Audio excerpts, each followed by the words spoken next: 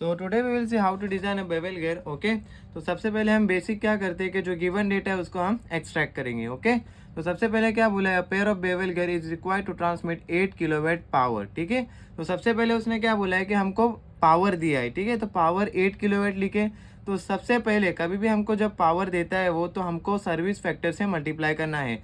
Service factor कितना लेना है, 1.2। ठीक है, हमेशा 1.2 ही लो, चाहे उस पर हेलिकल या बेवल तीनों गेयर में आप 1.2 सर्विस फैक्टर ले सकते हो। ओके, तो सर्विस फैक्टर से जब हम मल्टीप्लाई करेंगे तो हमारा पावर अब आएगा वो कितना होगा, 9.6 किलोवाट। ओके, अब बस यही किलोवाट को हम वैट में करेंगे, क्या करेंगे, बस 10⁻³ से मल्टीप्लाई करेंगे, ताकि जो हमारे आगे के यूनिट्स है वो न्यूटन पर mm² या न्यूटन mm में ही रहने वाले हैं। इसलिए हम क्या करेंगे, बस इसको जो है ना ये किलोवाट से वैट में लाएंगे। कैसे, बस 10⁻³ से मल्टीप्लाई करो ये 9.6 को, तो आपका 9600 वैट आ जाएगा। ओके, उसके बाद क्या बोला है, from a pinion shaft rotating at 400 RPM. मतलब क्या बोला है कि पिनियन की जो स्पीड है वो कितनी है, 400 आरपीएम। तो मैंने यहाँ पे वही लिखा। Okay, with reduction ratio 3.5। Reduction ratio मतलब क्या, गेयर रेशो जिसको हम आई से डिनोट करते हैं, तो आई कितना है, 3.5। ठीक है, the shaft angle is 90 degree. मतलब इसमें क्या होता है, एक बेवल गियर में जो है ना समेशन होता है। ठीक है, बेवल गियर में समेशन को हम लोग शाफ्ट एंगल बोलते हैं, इज इक्वल टू 90 डिग्री। तो मैंने वही लिखा। Okay, and drive is subjected to moderate shock and operates at 12 hours per day. Okay, design a gear pair. Okay, तो सबसे पहले हमने जितना गिवन दिया था उतना हम लोग ने लिखे। ओके, उसके बाद क्या करेंगे, अभी अभी हमको है ना एक अल्फा लगता है। ठीक है, प्रेशर एंगल लगता है। प्रेशर एंगल हम लोग कितना लेंगे, 20 डिग्री हमेशा लेंगे। ठीक है, अगर आपको याद नहीं है तो आप 8.38 में आप आएंगे तो यहाँ पे लिखा है। ओके, 8.38 में आप आएंगे तो ये देखो यहाँ पे लिखा है pressure angle alpha is equal to 20 degree. ठीक है, ये हुआ। ओके, नेक्स्ट हम बढ़ते हैं हमारे बेसिक स्टेप्स की तरफ, जो कि सबसे पहले हम लोग को अगर देखो, सबसे पहले हमको अगर एनपी दिया है तो बेसिक है, हमको एनजी निकालना है। ठीक है, स्पीड ऑफ पिनियन दिया है तो स्पीड ऑफ गियर तो ऑब्वियस से निकालना है। तो हमारे पास रिलेशन है I is equal to N P upon N G. तो आई अवेलेबल है, एन पी भी अवेलेबल है। ठीक है, हमको एन जी मिल जाएगा। ठीक है, कैसा है, एन जी इधर जाएगा, 3.5 नीचे आएगा, तो N G is equal to कितना आएगा, 400 डिवाइडेड बाई 3.5। तो हमारा आंसर आएगा 114.28, जो कि हम राउंड ऑफ करेंगे 115 आरपीएम। ठीक है, ये सिंपल है। I is equal to N P upon N G से आपको डायरेक्ट एन जी मिल जाएगा। ओके, सेकेंड है हमारा, जैसे ही स्पीड ऑफ पिनियन और स्पीड ऑफ गियर मिल जाएंगे, वैसे हमको अभी टीथ ऑफ पिनियन और टीथ ऑफ गियर निकालना है। ठीक है, तो टीथ ऑफ पिनियन के लिए सबसे इजी फॉर्मूला रिलेशन है 2/sin² अल्फा। ठीक है, 2/sin² अल्फा करेंगे तो हमारा अल्फा कितना था, 20 डिग्री लिए थे, तो हमारा आएगा 17.09, जो कि हम लोग राउंड ऑफ करेंगे 18 number of teeth for pinion. Okay, अब पिनियन का आया, अब हम गियर का निकालेंगे। कैसा, सिंपल है, आई इंटू जेड पी। आई तो है हमारे पास 3.5, जेड पी अब भी आया 18। ठीक है, तो हमारा कितना आएगा, 63 number of teeth for the gear. Okay, इतना हुआ। अब इसमें एक चीज़ ऐड रहती है हेलिकल और बेवल में। हेलिकल में ये चीज़ नहीं रहती है, हेलिकल में ZVP ZVG तो रहता ही है। सिर्फ बेवल में ना ये एक चीज़ ऐड रहती है, जो कि Δ1 और Δ2। ठीक है, तो Δ1 और Δ2 कैसा आएगा, देखो इसके लिए 8.39 में ना आपके पास फॉर्मूला है। देखो ये सिंपली रिलेशन है 8.39 में। ये देखो 8.39 में जब आएंगे तो reference angle delta, tan delta is equal to I, और Δ1 इज इक्वल टू 90 माइनस Δ2। ठीक है, ये इतना क्लियर है। ये 90 मतलब क्या है, ये समेशन ही है ये। ओके, तो यहाँ पे तो डायरेक्ट इसने दिया है। ओके, 8.39 में, तो ये रिलेशन के इससे हमको Δ1 और Δ2 निकालना है। ठीक है, तो बहुत ही इजी है। देखो सबसे पहले हमारे पास रिलेशन क्या है, tan delta is equal to I, और दूसरा रिलेशन बोला है Δ1 इज इक्वल टू 90 माइनस Δ2। ठीक है, तो अभी ये रिलेशन में क्या बोला है उसने कि अगर तुम्हारे पास Δ2 होगा तो आपको Δ1 मिल जाएगा। सिंपल है। ठीक है, तो अभी क्या करेंगे, ये Δ2 हम लोग है ना ये फॉर्मूला में डालेंगे। ठीक है, tan Δ2 इज इक्वल टू आई, जिसके वजह से हमको Δ2 मिलेगा, और उसके बाद हमको Δ1 इजीली मिल जाएगा 90 से माइनस करने के बाद। ओके, ये क्लियर है, ये समझा। हमको पहले Δ1 के लिए Δ2 रिक्वायर्ड है, ताकि हमारा Δ1 90 से माइनस करने के बाद आ जाएगा। ओके, तो ये Δ2 जो है ना वो ये फॉर्म में डालेंगे, tan Δ2 इज इक्वल टू आई। ठीक है, फिर Δ2 को इधर ही लेफ्ट साइड में रखेंगे और tan को राइट साइड लेके जाएंगे इक्वल टू को। ठीक है, तो क्या होगा, tan इनवर्स आई। क्योंकि हमको Δ2 ही चाहिए, इसलिए tan इनवर्स को राइट साइड लेके गए। तो हमारा जो है ना Δ2 का वैल्यू क्या आएगा, tan इनवर्स आई कितना था, 3.5, तो Δ2 कितना आएगा, 74.05 डिग्री। इतना क्लियर है Δ2 कैसे आया। ओके अभी हमको सिंपल डेल्टा वन कैसा मिलेगा, 90 माइनस जो डेल्टा टू की वैल्यू आई वो बस करो, 90 माइनस 74.05 तो हमारा डेल्टा वन आ जाएगा। डेल्टा वन जो है वो पिनियन के लिए होता है, डेल्टा टू जो है वो गेयर के लिए होता है, इतना याद रखो, वन पिनियन के लिए टू गेयर के लिए। ओके सिंपल है। वैसे ही अभी देखो जेड वी अभी फाइंड करेंगे, ठीक है। जेड वी और जेड वी तो हम लोग ने हेलिकल में भी फाइंड किए थे, बट इसमें जो है ना 8.39 से आपको फॉर्मूला लेना है, ठीक है।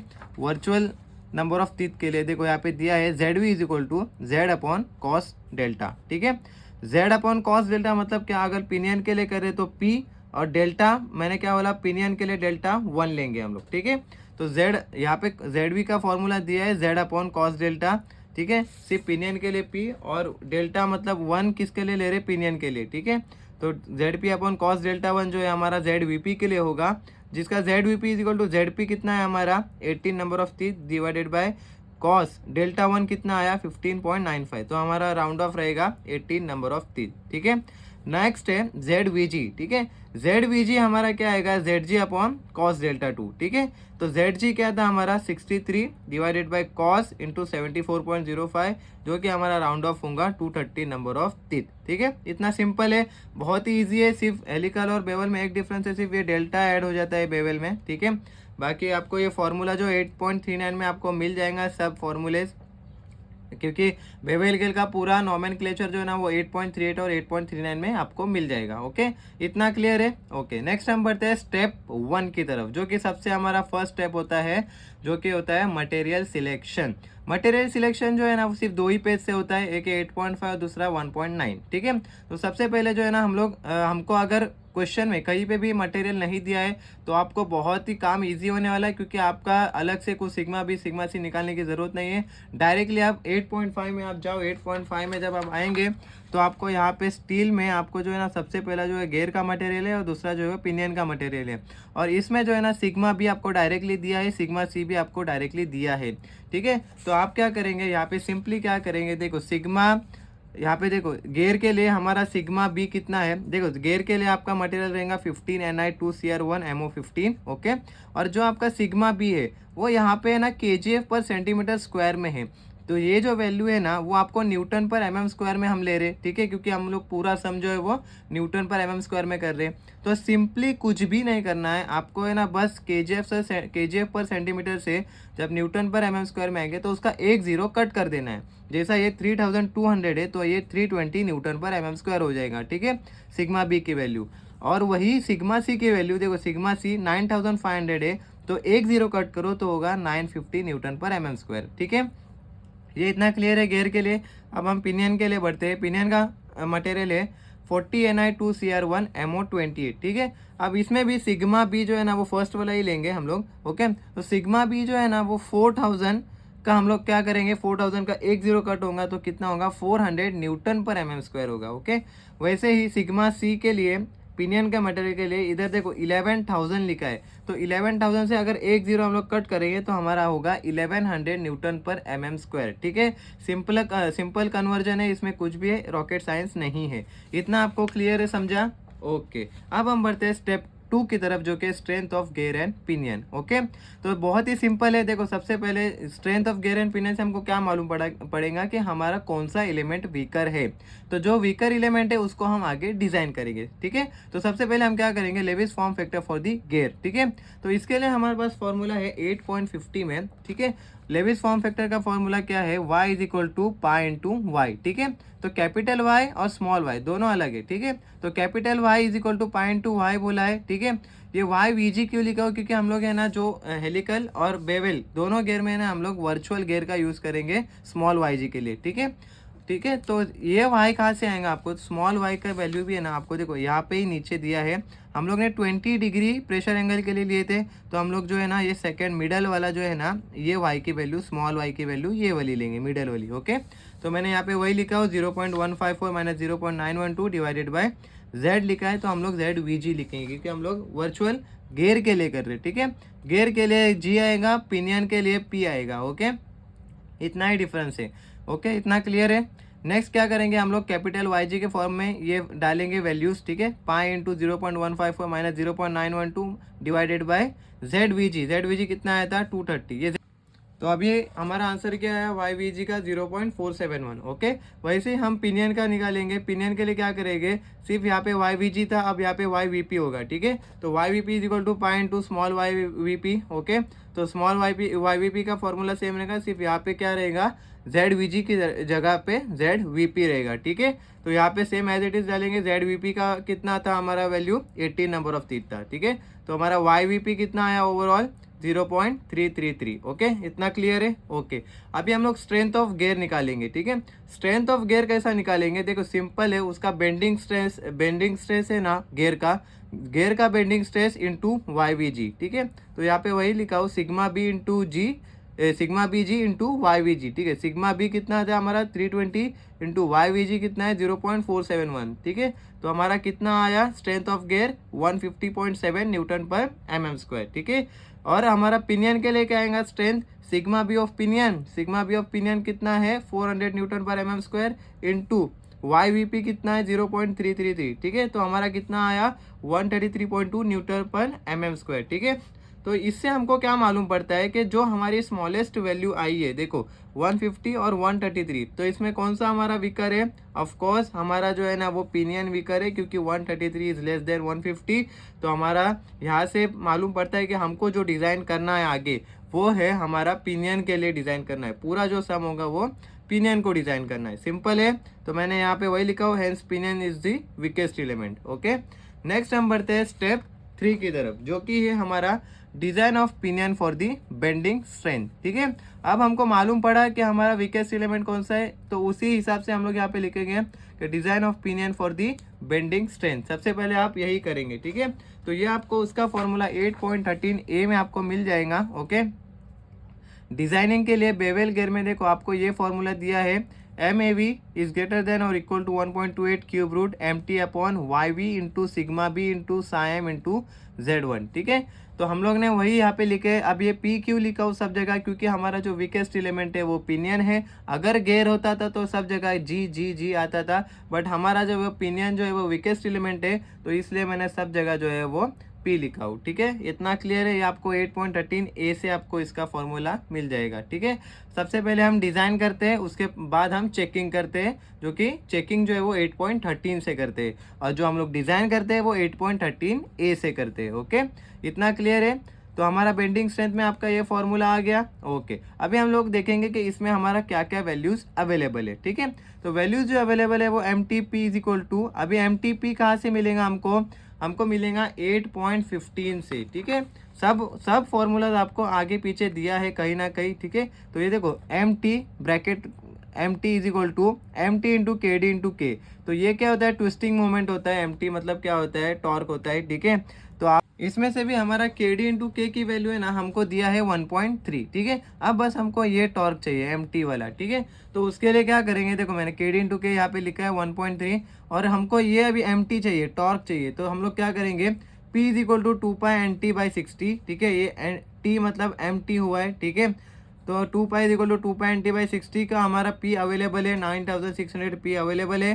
ठीक है, पावर अवेलेबल था 2 into pi into N P क्यों लिए, क्योंकि हमारा पिनियन के लिए कर रहे सब। ठीक है, तो इसलिए एन पी आया। एन पी कितना था हमारा 400 जो हमको क्वेश्चन में दिया था, इंटू टॉर्क एक्स फैक्टर रखो इसको डिवाइडेड बाय 60। ओके, तो कैल्सी में जब आप ये पुट करेंगे तो आप अगर एम टी को एक्स फैक्टर रखेंगे तो आपका जो आंसर आएगा वो कितना आएगा 229.18 न्यूटन मीटर। ठीक है, तो ये आप जब टॉर्क जब निकालेंगे तो आपका जो है ना वैल्यू आएगा वो न्यूटन मीटर में आएगा। बट हमको क्या चाहिए कि पूरा जो सम है वो न्यूटन mm में या न्यूटन पर mm स्क्वायर में कर रहे हैं।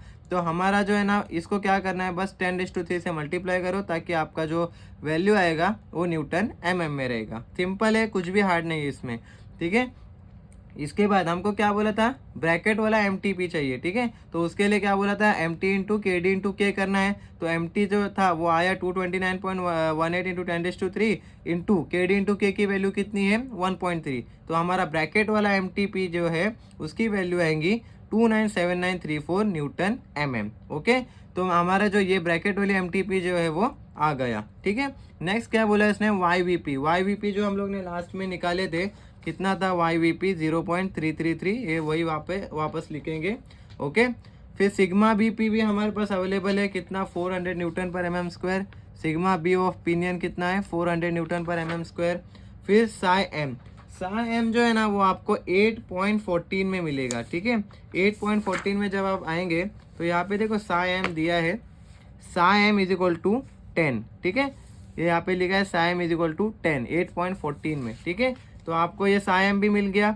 नेक्स्ट क्या करेंगे, हम लोग को जेड पी भी मालूम है। जेड पी कितना था हमारा, जो इनिशियल में हम लोग ने निकाले थे वो 18 नंबर ऑफ टीथ थे, ठीक है। ये इतना क्लियर है। ये अभी हम लोग जो हमारा फॉर्मूला है उसमें जब पुट करेंगे, ठीक है, सब वैल्यूज जब पुट करेंगे तो हमारा एम ए वी कितना आएगा, मॉड्यूल जो है वो हमारा कितना आएगा 2.96 mm। बट सुनो, अभी जो है ना 2.96 जो है ना वो प्रैक्टिकली पॉसिबल मॉड्यूल नहीं है, ठीक है। तो हम लोग क्या करेंगे, जो हमारा जो राउंड ऑफ रहता है ना वो 8.2 के हिसाब से रहता है, ठीक है। तो आगे के जो भी आप राउंड ऑफ करेंगे वो 8.2 के हिसाब से करना होता है, ठीक है। अभी 2.96 का आगे का राउंड ऑफ क्या रहेगा, 2.96 का आगे का मॉड्यूल 3 रहेगा, ठीक है। तो हम लोग क्या करेंगे, देखो हेलिकल या स्पर गियर में हम लोग ने क्या बोला था कि 2 या 3 के आसपास जब भी आपका मॉड्यूल आएगा तो आप 3 चॉइस आगे के प्रीफर करो, ठीक है। बट बेवल में आप क्या करो कि आप 2 ही चॉइस आगे बढ़ा लो, क्योंकि जो है ना इसमें और एक चीज़ होता है कि ट्रांसवर्स मॉड्यूल भी रहता है, तो इसमें ऑलरेडी 1 mm फिर बढ़ जाएगा, ठीक है। तो इसलिए आप लोग है ना बेवल में 2 चॉइस आगे बढ़ा लो, 2 या 3 के आसपास अगर आपका मॉड्यूल आता है तो 2 चॉइस आगे बढ़ा लो, ताकि आपका जो और 1 mm जो है ना वो एम्प्टी में बढ़ ही जाएगा ऑटोमेटिकली। तो बेसिकली 3 mm आपका आगे बढ़ ही जाएगा, ठीक है। तो जब हम लोग 2.96 का आगे का जब आप राउंड ऑफ लेंगे वो 3 लेंगे और दूसरा जो है वो 4 लेंगे। तो मैंने 2 राउंड ऑफ आगे बढ़ाया, 3 और 4, ठीक है। तो हमारा एम ए वी कितना आया 4, तो मॉड्यूल हमारा कितना आया 4 mm, ठीक है। ये कहाँ से लिया, PSG 8.2 से, ठीक है। इतना क्लियर है। नेक्स्ट क्या करेंगे, हमको देखो उसने ना ट्रांसवर्स मॉड्यूल भी फाइंड करने बोला है। अगर आप 8.13A में जब आप देखेंगे तो देखो यहाँ पे उसने क्या बोला है कि एम ए वी होने के बाद है ना आपको एम टी भी निकालना है, क्योंकि आगे जितने भी आपको मॉड्यूल यूज़ होने वाले हैं वो ट्रांसवर्स मॉड्यूल ही यूज़ होने वाला है जो एम टी है, ठीक है। तो एम टी निकालने का सबसे ईजी फॉर्मूला यहाँ पे दिया है, M T is equal to M A V plus B by Z into sine delta 1, ठीक है। ये डेल्टा 1 क्यों आया, क्योंकि पिनियन के लिए कर रहे हैं, और जेड पी भी इसीलिए लिखा हो क्योंकि हम पिनियन के लिए पूरा हम लोग डिज़ाइन कर रहे हैं, ओके। तो 8.13A से आपको ये आया, ओके। अभी हमारे पास एम ए वी तो 4 अवेलेबल है, ठीक है। बी कहाँ से मिलेंगे आपको, 8.38 में जब आप आएंगे तो 8.38 में देखो आपको लिखा है उसने B is equal to 0.3R या तो फिर 10 MT, ठीक है। तो हम लोग यहाँ पे 10 MT लेंगे क्योंकि हम लोग एक ही वेरिएबल अननोन रखेंगे, ठीक है, MT, तो ताकि हमारा जो आंसर आएगा वो डायरेक्टली हमको मिल जाएगा, ठीक है। तो 10 MT लेंगे, B is equal to 10 MT, ठीक है।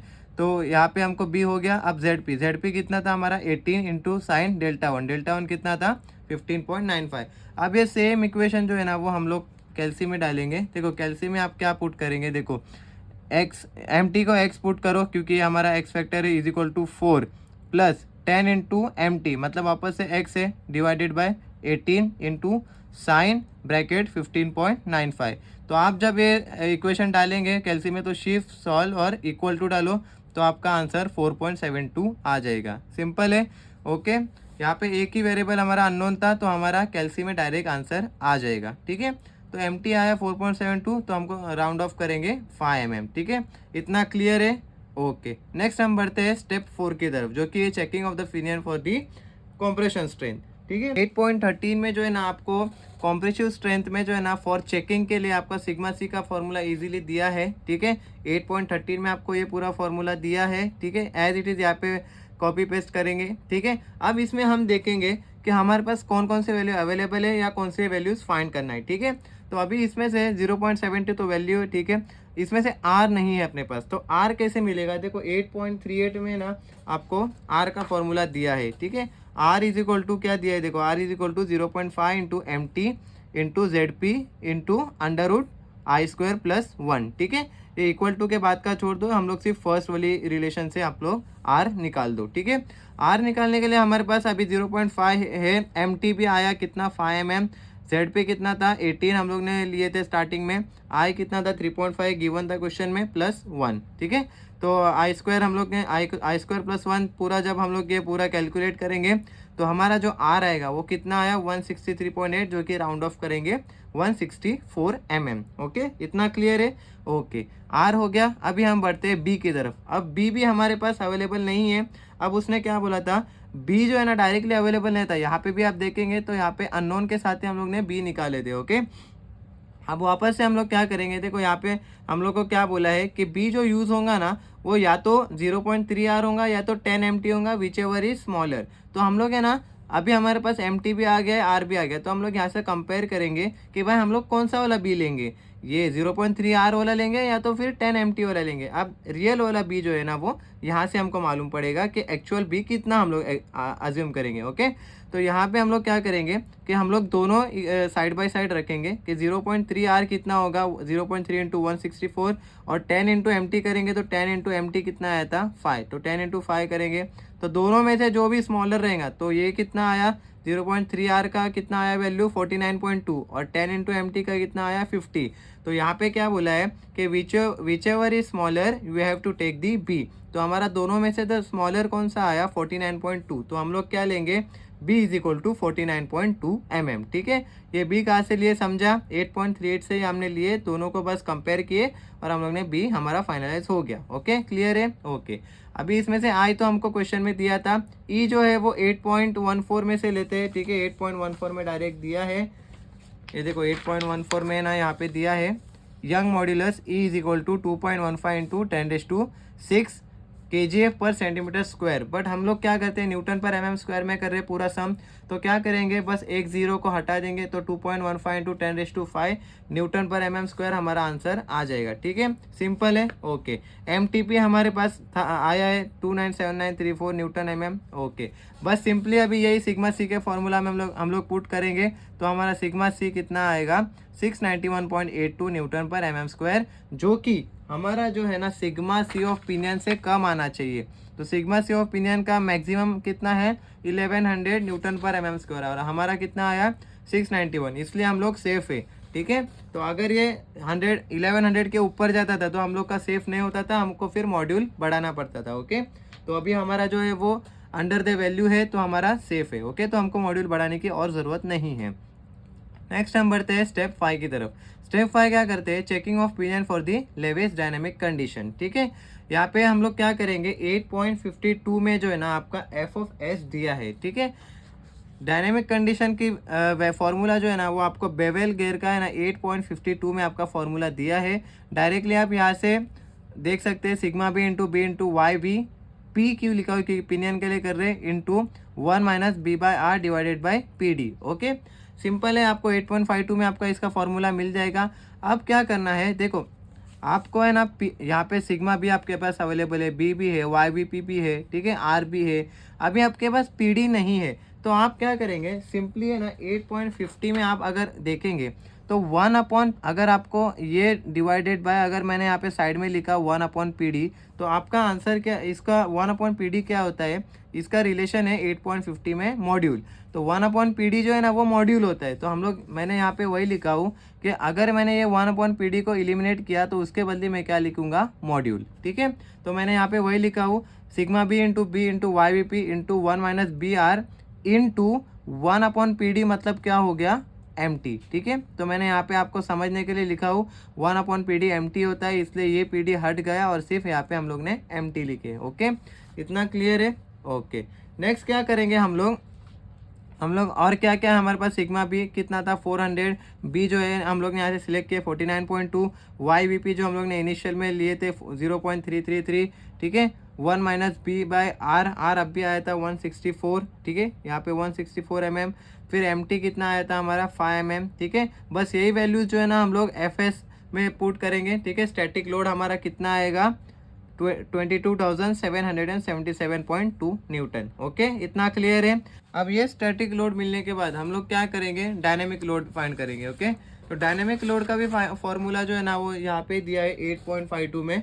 ठीक है, 8.52 में जब आप आएंगे तो यहाँ पे देखो उसने स्टैटिक का भी दिया है, डायनेमिक का भी दिया है। ठीक है, तो डायनेमिक के लिए आपको फॉर्मूला क्या दिया है, C V into N S F into K M into F T. ठीक है, तो आपके पास सी वी का वैल्यू आपको यहाँ से ही मिल जाएगा। ठीक है, सी वी क्या लेंगे हम लोग 3.5 plus V M raise to 1/2 divided by 3.5। ठीक है, तो आप अब ये CV के लिए हमको जो है ना वो VM लगेगा, ठीक है। तो VM कहाँ से आएगा, 8.15 में आप जब आएंगे तो यहाँ पे फॉर्मूला दिया है V is equal to pi D N by 60/1000, ठीक है। ये हमारा नॉर्मली फॉर्मूला है, V is equal to pi D N by 60 सिर्फ 1000 से नीचे मल्टीप्लाई किया है, ठीक है। तो हमारा सिंपल यहाँ से VM का वैल्यू भी आ जाएगा, ठीक है। हमारे पास DP नहीं है, ठीक है, पाई डी एन बाई 60 के लिए हमारे पास DP नहीं है, तो DP कहाँ से आएगा, M इंटू ZP, जो कि 8.38 में आपको दिया है उसने, देखो यहाँ पे दिया है। DP मतलब क्या होता है, रेफरेंस डायमीटर या पिच डायमीटर होता है, जो कि यहाँ पे दिया है M इंटू ZP, ठीक है। तो आपको यहाँ से DP भी मिल जाएगा, M इंटू ZP करेंगे तो हमारा DP क्या आएगा, M कितना था, module transpose module 5 into ZP 18, ठीक है। तो हमारा DP आएगा 90 mm, ठीक है। उसके बाद NP कितना था हमारा, जो क्वेश्चन में दिया था उसने 400 RPM, ठीक है। अब सब हमारे पास नोन हो गए, हमारे पास डायरेक्ट VM की वैल्यू आ जाएंगी। VM कितना है, 1.88 मीटर पर सेकेंड, ओके। अब नेक्स्ट हम क्या निकालेंगे, CV निकालेंगे। CV ये फॉर्मूला में हम डालेंगे, ठीक है। तो हमारा CV आ जाएगा, कितना आया CV 1.39, ठीक है। CV आने के बाद हम लोग क्या है ना, NSF मतलब क्या हो गया, सर्विस फैक्टर। ये जो NSF है ना, CV हो गया, CV हमारा है 1.39। अब NSF मतलब क्या हो गया, सर्विस फैक्टर। सर्विस फैक्टर आप 1 से 2 के बीच में कोई भी ले सकते हैं, तो मैंने लिया 1.2, ठीक है, 1.2 लिया मैंने।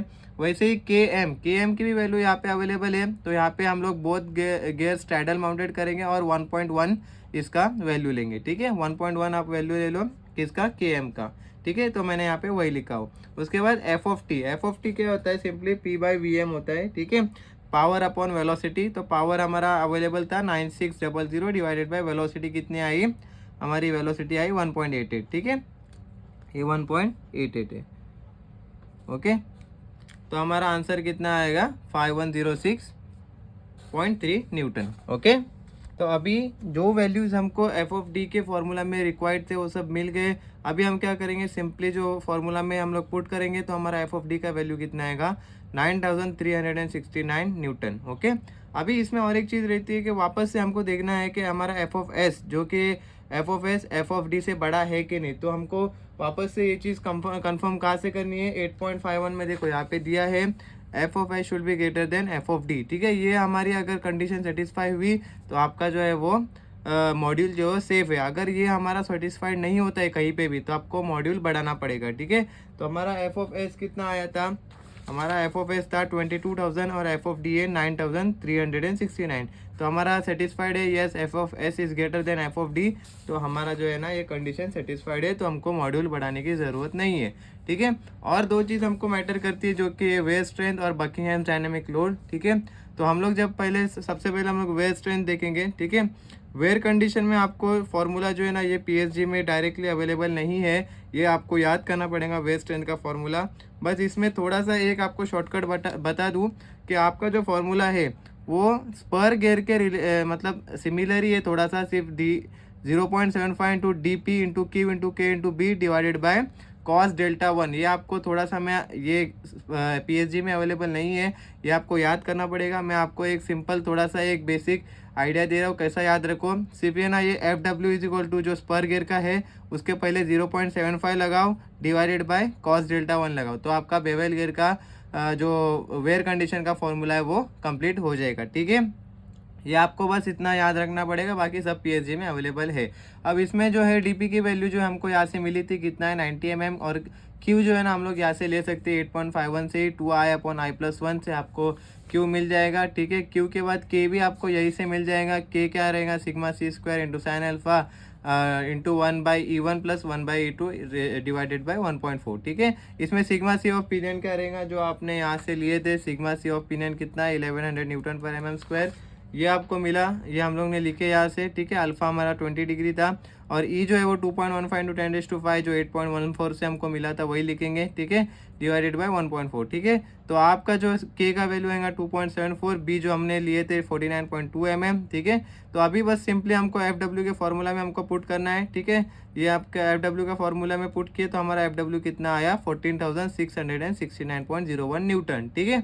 अब वापस से आपकी ये वाली कंडीशन सेटिस्फाई होनी चाहिए कि FW should be greater than F of D, ठीक है। F W should be greater than F of D. तो है क्या, यस, ये 14,000 है और ये 9,000 है, तो हमारा एफ डब्ल्यू बड़ा है, तो हमें जो है मॉड्यूल हमारा जो सेफ है, ठीक है, हमको मॉड्यूल बढ़ाने की ज़रूरत नहीं, हम लोग जो है वो सेफ है, ठीक है। लास्ट हम देखेंगे बकिंगहैम्स में हमारा कंडीशन सेटिस्फाई हो रहा है या नहीं हो रहा है, ठीक है। बकिंगहैम डायनेमिक कंडीशन में क्या होता है कि हम लोग को बेवल गियर में उसने बोला है कि आप जो है ना वो स्पर गियर का ही फॉर्मूला यूज़ करो, ठीक है। तो आपको जो है ना स्पर गियर का ही फॉर्मूला यूज़ करना है for the Buckingham dynamic condition, ठीक है। तो देखो इसने ना बकिंगहैम डायनामिक लोड के लिए इसने बोला है कि equation use the equation for the spur gear for the Buckingham dynamic load, ठीक है। तो हम लोग बकिंगहैम जो है वो स्पर गियर का यूज करेंगे फॉर्मूला, ठीक है। तो हम लोग क्या करेंगे, F of D is equal to same formula as it is put करेंगे, ठीक है। इसमें जो है हमारा एफ ऑफ टी जो है हमारे पास है अवेलेबल, ठीक है, 5106.3 न्यूटन। वीएम जो है ना वो बकिंगहैम्स में हम लोग मीटर पर मिनट में लिखते हैं, हमेशा याद रखो वीएम सिर्फ बकिंगहैम्स में जो है हम लोग को मीटर पर मिनट में लिखना होता है।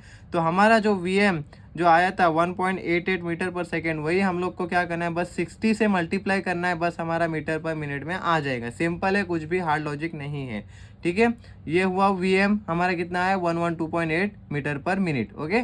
अब जाते हैं सी के तरफ। तो सी आपको कहाँ से मिलेगा, देखो सी के लिए ना हमारे पास 8.53 में आने का, तो 8.53 में जब आप आएंगे तो देखो यहाँ पे आपको सिंपली आपको सी की वैल्यू मिलेगी कहाँ पे, ये देखो वैल्यू ऑफ सी लिखा है यहाँ पे, हमारा कितना है अल्फा 20 डिग्री के लिए, और हमारा जो मटेरियल है वो स्टील एंड स्टील है, दोनों मटेरियल जो है वो स्टील एंड स्टील है, ठीक है। 11860 लेंगे हम लोग, ठीक है, 11860 इंटू ई लेंगे। स्टील एंड स्टील क्या है, ये पिनियन एंड गेयर का मटेरियल हम लोग का दोनों का स्टील मटेरियल है, ठीक है।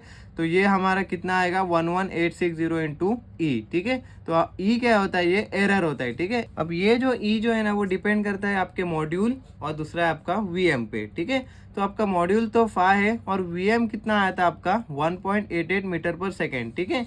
तो वीएम के लिए देखो यहाँ पे क्या बोला उसने, लेस देन 5 मीटर पर सेकेंड के लिए इसने क्या बोला है, बेवल गियर के इसमें आप आएंगे 8.52 में, तो इसने बोला है कि आपका जो है ना स्ट्रेट बेवल गियर जो है ना वो कमर्शियली कट व्हील से लेस देन 5 मीटर पर सेकेंड के लिए, ठीक है। तो कमर्शियली कट गियर्स में आपका अगर 5 मॉड्यूल के लिए आपकी वैल्यू आई, तो देखो फर्स्ट क्लास कमर्शियल गियर्स के लिए देखो 5 मॉड्यूल के लिए क्या वैल्यू है 0.056, ठीक है। तो मैंने यहाँ पे वही लिखा हूँ 0.056, तो 11860 इंटू 0.056 करेंगे सी की वैल्यू, तो आपके कितने आएंगे 664.16 mm, ठीक है। इतना क्लियर है, ओके। बी हमारे पास है अवेलेबल 49.2, ओके। अब यही वैल्यू सब आपको ये एफ ऑफ डी के फॉर्मूला में डालना है और आपका वैल्यू आएगा 7381.90 न्यूटन, ठीक है। अब वापस से आपको सेटिस्फाई करना है कि भाई आपकी एफ ऑफ एस की जो वैल्यू है वो एफ ऑफ डी से बड़ी है कि नहीं। ये देखो यहाँ पे ये कंडीशन आपकी सेटिस्फाई हो रही है कि नहीं। एफ ऑफ एस कितना था हमारा 22,000 था और एफ ऑफ डी कितना है हमारा अभी 7381, तो यस ऑफकोर्स हमारा F of S is greater then F of D, तो हमारा कंडीशन जो है वो सेफ है। नेक्स्ट हम बढ़ते हैं डिजाइन ऑफ शाफ्ट की तरफ, ठीक है। तो डिजाइन ऑफ शाफ्ट में जो है ना ये इतना जो है ना पोर्शन है ये सब में कॉमन रहेगा, ठीक है। मटेरियल फॉर शाफ्ट क्या लेंगे हम, C50 लेंगे 1.10 से। अगर आपको नहीं पता है तो यहाँ पे मैं दिखा देता हूँ, देखो steel for making keys shaft cylinder, ठीक है। शाफ्ट सिलेंडर और कीज के लिए C50 मटेरियल लेंगे 1.10 से, ये इतना क्लियर है। उसके बाद जो है ना हमको सिग्मा यू चाहिए रहता है, क्योंकि हमारा जो सिग्मा बी आगे काम आएगा, तो हमारा सिग्मा बी क्या रहता है सिग्मा U/3। तो हमारा C50 मटेरियल के लिए जो हमारा जो यूज़ होता है, ये देखो C50 मटेरियल के लिए हमारा सिग्मा यू जो रहता है वो 66 और 78 के मिडल वाला हम लोग कंसिडर करेंगे, तो आएगा 72। अब ये 72 kgf पर mm² है, ठीक है। तो kgf पर mm² से हम लोग को न्यूटन पर mm² में जाने के लिए बस 10 से मल्टीप्लाई करना पड़ेगा, ठीक है। तो हमारा 72 ये मिडल वाला टर्म इंटू 10 करेंगे, तो सिग्मा यू जो है हमारा 720 न्यूटन पर mm² आएगा, ठीक है। ये समझा कहाँ से आया, ओके। अभी जो सिग्मा बी हमारा क्या आएगा सिग्मा U/3, तो 720/3 करेंगे तो 240 न्यूटन पर mm² आएगा, और हम लोग ताव जो है अज्यूम करेंगे 45 न्यूटन पर mm², ठीक है। ये इतना अजम्पशंस आपको याद रखना है तो रख लो, क्योंकि आपको आगे यही काम आने वाला है और हर सब में यही कॉमन रहने वाला है डिजाइन ऑफ शाफ्ट में, ओके। तो सबसे पहले हम क्या करेंगे, टॉर्क फॉर पिनियन निकालेंगे जो बचपन से करते आ रहे हैं, P = 2π/NT/60। तो यहाँ से आपको पावर पता है जो हम लोग ने स्टार्टिंग में निकाले थे, NP मतलब ये भी पता है स्पीड ऑफ द पिनियन। तो यहाँ से आपको टॉर्क फॉर द पिनियन मिलेगा जो कि आपको न्यूटन मीटर में मिलेगा, बस इसको 10⁻³ से मल्टीप्लाई करो तो न्यूटन mm में आ जाएगा, ठीक है। अब जैसे हम लोग ने टॉर्क फॉर पिनियन निकाले वैसे ही टॉर्क फॉर गेयर निकालेंगे। P is equal to 2.90/60। सिर्फ इसमें NG और TG ऐड होगा, बस यही एक चेंज है। बाकी देखो पावर सेम रहेगा। NG क्या था हमारा 115 इंटू TG करेंगे तो हमको TG मिल जाएगा, टॉर्क ऑफ गेयर। ठीक है, तो ये न्यूटन मीटर में आएगा, तो हमें ये न्यूटन mm में करने के लिए 10⁻³ से बस मल्टीप्लाई करना है। ठीक है, अब ये टॉर्क के मदद से हमको क्या मिलेगा, डायमीटर ऑफ शाफ्ट और पिनियन, डायमीटर ऑफ शाफ्ट और गेयर। ठीक है, तो शाफ्ट डायमीटर फॉर पिनियन के लिए फॉर्मूला है T is equal to π/16 into tau into d³। ठीक है, तो इससे क्या मिलेगा हम लोग को, ये P क्यों लिखा क्योंकि ये पिनियन के लिए चाहिए। ठीक है, तो TP is equal to TP हमको क्या मिला अभी, टॉर्क फॉर पिनियन, ये 229.13 into 10⁻³ is equal to π/16 into tau कितना अज्यूम किए 45 इंटू d³ तो हमको चाहिए। ठीक है, तो d इसको x फैक्टर रखेंगे, कैल्सियम में x⁵³ करेंगे और ये पूरा इक्वेशन हम लोग अगर कैल्सियम में डालेंगे तो हमको आंसर आएगा 29.6, जो कि हम राउंड ऑफ करेंगे 30 mm। ओके, तो diameter of shaft for pinion हमारा कितना आया 30 mm। वैसे ही diameter of shaft for gear कैसा आएगा, सेम फॉर्मूला रखेंगे, सिर्फ यहाँ पे g आएगा, T ऑफ g जो हमारा ये आया is equal to π/16 into tau into dsg³। ठीक है, मतलब d³। तो हमारा जो TG कितना है 797.15 into 10⁻³ is equal to π/16 into tau same लेंगे 45 इंटू d³। ठीक है, तो आपका DSG कितना आया 44.85, जो हम लोग राउंड ऑफ करेंगे 45 mm। ओके, इतना क्लियर है। ये डिजाइन ऑफ शाफ्ट आपका यहाँ पे हो गया, आपको diameter of shaft for pinion भी मिल गया, diameter of shaft for gear भी मिल गया। अब हम करेंगे कंस्ट्रक्शन डिटेल। ठीक है, इसमें आपको क्या मालूम पड़ता है कि आपका जो कंस्ट्रक्शन है वो कैसा है, उसका आर्म टाइप है, इंटीग्रेटेड है या वेब टाइप है। ठीक है, तो इससे हमको क्या मिलेगा, देखो सबसे पहले PCD निकालेंगे हम। PCD फॉर पिनियन कैसा निकालते हैं हम लोग, M इंटू ZP। ठीक है, तो हमारा M इंटू ZP क्या आएगा 5 इंटू 18 कितना आएगा 90। ठीक है, तो ये जो PCD है वो कौन से टाइप का है, तो आपको वो अगर मालूम करना है तो देखो 0 to 100 के बीच में PCD है तो इंटीग्रेटेड टाइप, अगर 100 to 250 है तो वेब टाइप और 250 से अबव है तो आर्म टाइप। ओके, तो अभी जो सबसे पहले जो PCD आया हुआ हमारा PCD for pinion M into ZP वो कितना आया 90, मतलब हमारा क्या है इंटीग्रेटेड टाइप है। नेक्स्ट जो PCD फॉर गेयर आया है M इंटू ZG कितना आया 5 इंटू 63 315 mm, मतलब हमारा 250 से ऊपर है तो हमारा होगा आर्म टाइप कंस्ट्रक्शन। ठीक है, ये दो समझ में आ गया आपको।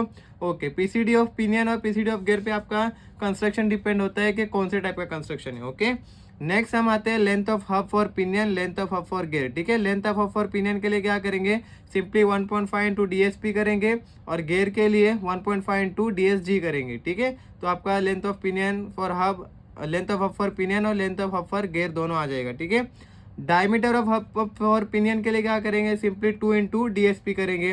पिनियन के लिए DSP, गेयर के लिए DSG। ठीक है, सिंपल है। लेंथ और हब, डायमीटर ऑफ हब दोनों मिल गया आपको, सिंपली बस आर्म साइज निकालना है। अभी आर्म साइज के लिए क्या करेंगे, और एक टॉर्क का फॉर्मूला है हमारे पास, T is equal to π/32 into sigma B into A³ into N।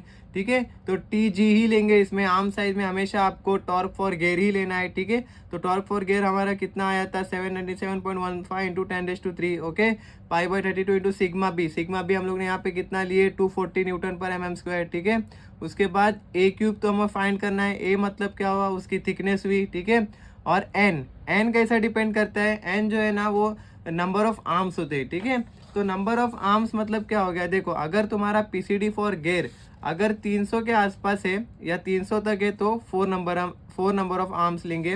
हमारा PCD फॉर गेयर कितना है, PCD फॉर गेयर 315।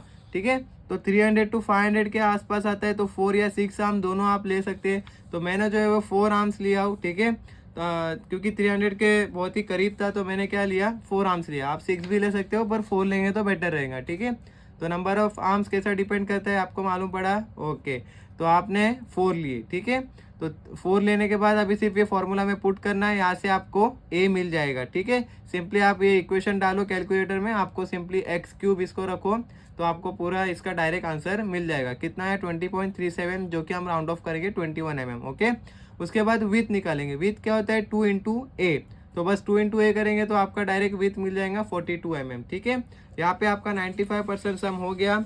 लास्ट में बस हमको क्या करना रहता है, प्रिंसिपल डायमेंशन निकालना होता है, वो भी पूरा PSG में अवेलेबल है 8.38 में और 8.39 में आप आएंगे तो यहाँ से देखेंगे आप एक एक सब हर चीज़ आपको यहाँ पे दी है, वही चीज़ आपको बस उठा के यहाँ रखना है। ठीक है, बहुत ही सिंपल है। देखो सबसे पहले हमको जो मॉड्यूल हम लोग ने पहला मॉड्यूल निकाले थे MN, वो लिखेंगे। उसके बाद ट्रांसवर्स मॉड्यूल लिखेंगे यहाँ पे। ठीक है, उसके बाद कोन डिस्टेंस आपको लिखना है तो लिख सकते हैं। ठीक है, कोन डिस्टेंस हम लोग ने पिछले के इसमें स्टेप्स में निकाले थे, R निकाले थे 164 mm, वो आप लिख सकते हैं। ठीक है, उसके बाद हम लोग को रेफरेंस डायमीटर D हमको कितना है 90 और 315। ठीक है, 90 फॉर पिनियन और 315 फॉर गेयर। ठीक है, उसके बाद टिप डायमीटर आपको यहाँ मिल सकता है। DA1 जो है वो पिनियन के लिए, DA2 जो है वो गेयर के लिए। ठीक है, यहाँ से आपको मिल जाएगा DA1 और DA2। उसके बाद क्या है, फेस विथ 49.2 mm जो हम लोग को B मिला था, देखो यहाँ पे है 0.3 इंटू R या तो 10 M जो भी स्मॉलर है, तो हम लोग को मिला था 49.2। फिर नंबर ऑफ टीथ यहाँ पे लिखा है हम लोग को कितना आया था Z1 Z2। फिर उसके बाद क्या बोला है कि एडेंड, यहाँ पे आ जाओ सेकेंड पेज पे, एडेंडम। ये देखो एडेंडम यहाँ लिखा है। एडेंडम का HA क्या होता है, HA is equal to MT। तो जो हमारा ट्रांसफोर्स मॉड्यूल आया था वही हम लिखेंगे। ठीक है, फिर वर्किंग डेप्थ। ठीक है, वर्किंग डेप्थ यहाँ पे लिखेंगे HW is equal to 2 into MT। तो 2 इंटू 5 करेंगे तो 10 आ जाएगा। ठीक है, यहाँ पे सब फॉर्मूलाज भी लिखा हूँ, यहाँ पे एग्जैक्ट सेम दिया है वही इधर लिखा हूँ। 8.38 और 8.39 में पूरा सब फॉर्मूला है। ठीक है, वैसे ही डिडेंडम निकालेंगे। ठीक है, उसके बाद टूथ हाइट मिलेगा आपको। ठीक है, ओवरऑल सब ऐड करेंगे तो आपको टूथ हाइट मिल जाएगा। उसके बाद वर्चुअल नंबर ऑफ टीथ यहाँ पे बोला है ZV is equal to Z upon cos beta, जो हम लोग ने निकाले। ठीक है, वही लिखेंगे जो हम लोग ने स्टार्ट में निकाले थे, वर्चुअल नंबर ऑफ टीथ। उसके बाद टॉर्क अभी कितना आया था हमारा, जो टॉर्क लिखे हम लोग ने, ये इतना टूथ हाइट तक या वर्चुअल नंबर ऑफ टीथ तक आपने लिखे ना। उसके बाद क्या करेंगे, जो हम लोग ने यहाँ पे डिजाइन ऑफ शाफ्ट में जो निकाले, जैसा टॉर्क फॉर पिनियन कितना आया था, टॉर्क फॉर गेयर कितना आया था, उसके बाद शाफ्ट डायमीटर फॉर पिनियन कितना आया था। Okay, shaft diameter for pinion कितना आया था 30 mm। उसके बाद शाफ्ट डायमीटर फॉर गेयर कितना आया था 45 mm। फिर नेक्स्ट क्या है PCD हमारा पिनियन के लिए कितना था 90 mm। ठीक है, और गेयर के लिए कितना है 315, वही मैंने लिखा हूँ। ओके, देन आते हैं आर्म साइज। आर्म साइज में पिनियन में NA लिखने गए, सिर्फ गेयर में क्या लिखेंगे, जो हमारा क्या वैल्यू आया था A का 21 mm। ठीक है, A का 21 mm, B का कितना आया था 42 mm, same as it is लिखेंगे। उसके बाद रेफरेंस एंगल हम लोग लिखेंगे, जो Δ1 आया था, Δ1 फॉर पिनियन मतलब कितना हुआ 15.95, और जो Δ2 आया था जो गेयर के लिए आया था वो 74.05 आया था। ओके, इतना क्लियर है। लास्ट में हम लिखेंगे कंस्ट्रक्शनल डिटेल। ठीक है, कंस्ट्रक्शनल डिटेल में आप क्या लिखेंगे, जो आपका PCD फॉर पिनियन के लिए क्या था इंटीग्रेटेड, तो हम लोग यहाँ पे इंटीग्रेटेड लिखेंगे। और यहाँ पे गेयर के लिए कितना क्या था आर्म टाइप कंस्ट्रक्शन, तो हम लोग यहाँ पे आर्म टाइप कंस्ट्रक्शन लिखेंगे। ठीक है, तो यही क्वेश्चन था मई 2024 का 20 मार्क्स के लिए क्वेश्चन। ठीक है, बहुत ही इजी था। अगर आपको कुछ डाउट है तो आप कमेंट्स में डालो। Okay, thank you so much. अपने दोस्तों के साथ शेयर करो, और कुछ भी डाउट रहा तो आप कमेंट्स में डालो। Okay, thank you so much.